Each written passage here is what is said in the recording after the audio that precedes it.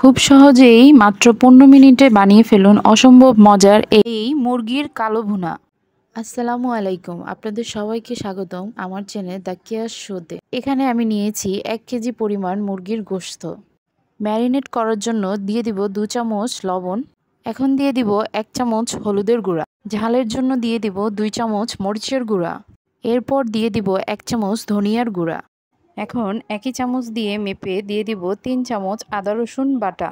টক flavour আনার জন্য দিয়ে দিব 2টা প্রাণ হট টমেটো সসের মিনি প্যাক। আপনারা চাইলে এখানে 2 চামচ টক দইও দিতে পারেন। মশলার জন্য আমি নিয়েছি স্বপ্নের কালো ভুনা মশলা। এটি কিনতে আমার 85 টাকা লেগেছে। প্যাকেটটি ছিল 2 কেজি গোশতের জন্য, তাই আমি প্যাকেটের অর্ধেক মশলা নিয়ে নিলাম। বাড়তি স্বাদ ও ঘ্রাণের জন্য দিয়ে দিব 1 স্লাইস লেবুর রস। এখন দিব মেজারমেন্ট কাপের 1.5 কাপ পরিমাণ পেঁয়াজ কুচি। আপনারা চাইলে এখানে পেঁয়াজ বেরেস্তাও দিতে পারবেন। মশলাগুলো মুরগির সাথে ভালোভাবে ম্যারিনেট করার জন্য একটি বড় বলে নিয়ে কিছুক্ষণ মাখিয়ে নেব। যেহেতু এটি ব্রয়লার মুরগি, তাই বেশিক্ষণ ম্যারিনেট করে রাখার কোনো প্রয়োজন নেই। রান্নার সময় মাংসের সাথে সব মশলা ভালোভাবে মিশে যাবে। মাখানো শেষে আমরা চলে যাব কড়াইয়ে।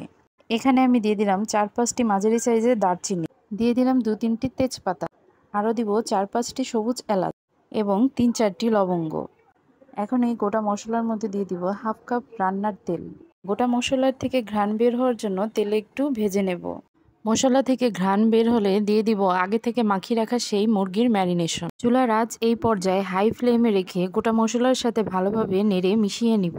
অনেকেই আছেন স্বাস্থ্য ঝুঁকির জন্য যে কোনো রেড মিট বা গরু গোশত খেতে পারেন না। তারা চাইলে গরু গোশতের কালো ভুনার বদলে মুরগির কালো ভুনা করে খেতে পারেন।